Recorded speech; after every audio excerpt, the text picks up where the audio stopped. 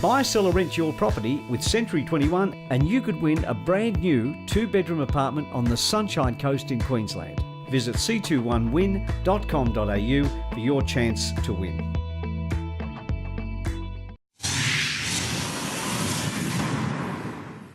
Welcome back to Your Property Empire.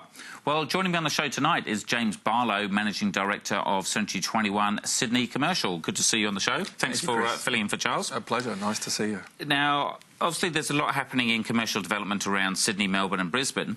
I gather you've been doing a lot of work around a space called higher and better use. For the mere mortals just in residential, do you want to explain what that means? Yeah, certainly, and it also incorporates residential as well.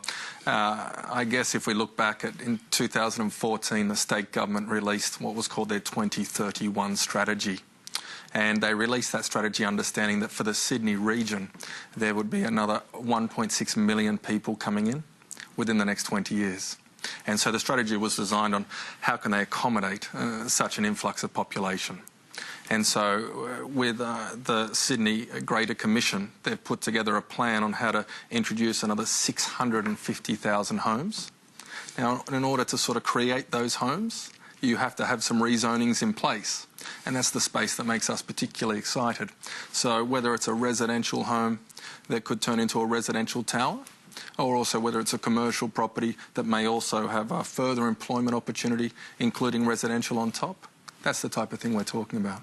Because I guess a lot of these kind of areas like the Zetlands and Sydney, then it suddenly goes from completely commercial industrial to then having the residential, but because it's further out of town, then that has a lot of retail, commercial and other spaces around there as well. Yeah, I think so. So I think when they talk about creating place, being community, what's critical is to get the right mix of employment, retail, I guess also the ability for people to have an efficient lifestyle and also be close to employment. They're sort of the key drivers in that planning process. So is there some examples of the kind of the planning and environment stuff that they're doing? Absolutely.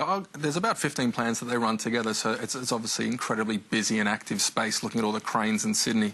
A couple that I would talk about is, I guess, last week we touched on the Northwest Metro, which is the $8 billion train infrastructure program that's going out there across 8 stations. And the other one would be the Parramatta Road Corridor Strategy.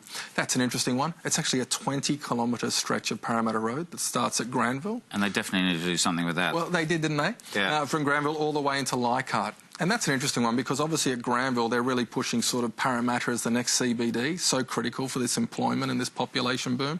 And so that's a critical one. From Granville, obviously it's very close to Parramatta. From Leichhardt you're into the CBD. But they're looking with that strategy in particular as sort of maximising that bulky good and employment that's down that strip, but also regenerating with extra density. And so if someone's got either a residential or commercial property and it falls into one of these rezonings, does that mean you're all going to be a millionaire overnight, or what kind of things should you be doing? It's a great question. I'm sure some of the viewers are asking the same thing. The first thing to do is, I guess, just understand, what type of rezoning opportunity you have for your particular property. And it sounds very simple, but it actually isn't particularly simple. There's a series of development controls there that will be put into that particular strategy. And so as an owner, you need to know, firstly, if I'm to maximise a new price, so I've got a residential price perhaps, but if I want to maximise into a rezoning price, what development controls really affect my property and how do I maximise an outcome of development? And so then we look at things like, I guess, heights, allowances, size of land. Do I have to get together with my neighbours? Do I have to amalgamate? You see a lot of that at the moment into a larger group to be able to create this type of development. And so, I guess, are they automatically going to be able to realise a profit on that, or does it really just depend on the property? Yeah, it's a really good question. Again, the big thing about, I guess, working into this new zoning area is that it isn't realised straight away. And I think there's a bit of a misconception there by possibly over-eager real estate agents and owners of homes who are going to get an increase in value ready to retire. Okay, so sometimes it just takes time. You have to understand that when these development controls are proposed, it can be literally years in the making. And to be proposed and then to be confirmed can sometimes be 18 months to 2 years. And then, of course, the developers themselves, they have to come in and run a full development application process which can be another 9 to 12 months on top of that.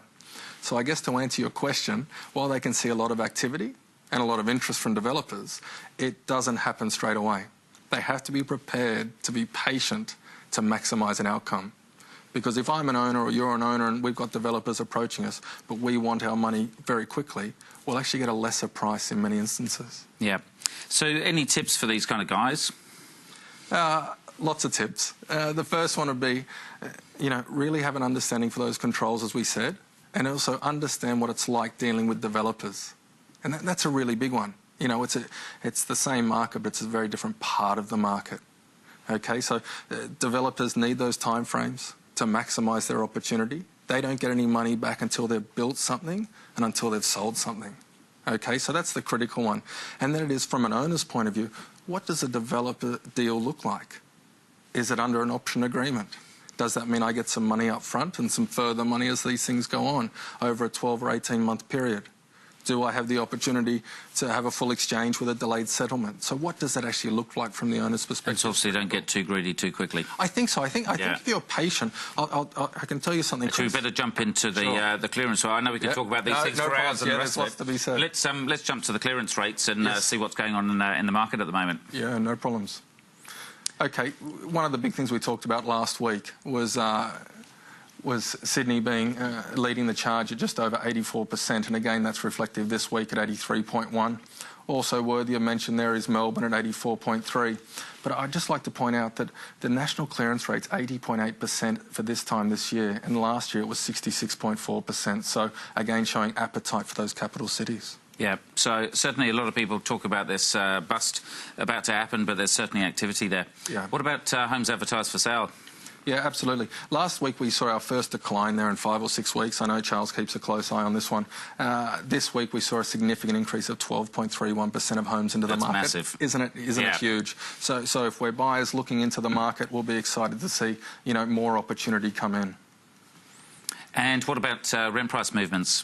Yeah, pretty steady there, Chris. Look, again, led by sort of New South Wales with a slight increase of 1.63%, Victoria at 2%, and the national average up by just under 1%. Tasmania lagging a little at -5%, but again, we'd expect that to come on in future weeks. Wonderful. Sounds good. Now, just as a final thing, around the commercial sector is obviously everything's pretty buoyant in residential. How's it looking in commercial? Yeah, it's funny. Not often do all the verticals, work together. But there certainly seems to be a significant appetite for commercial and industrial as well at the moment. Right, OK. Yeah. So it's looking pretty healthy out there. Absolutely. Wonderful. Yeah. Well, James Barlow, Century 21, thanks for joining us. Thank you, Thanks Chris. for joining us as well this evening. Until next week, I'm Chris Gray. Good night. The information featured in this program is general in nature and therefore should not be relied upon. Guests appearing on the program may have commercial arrangements with some of the companies mentioned. Before making any investment, insurance or financial planning decisions, you should consult a licensed professional who can advise whether your decision is appropriate for you.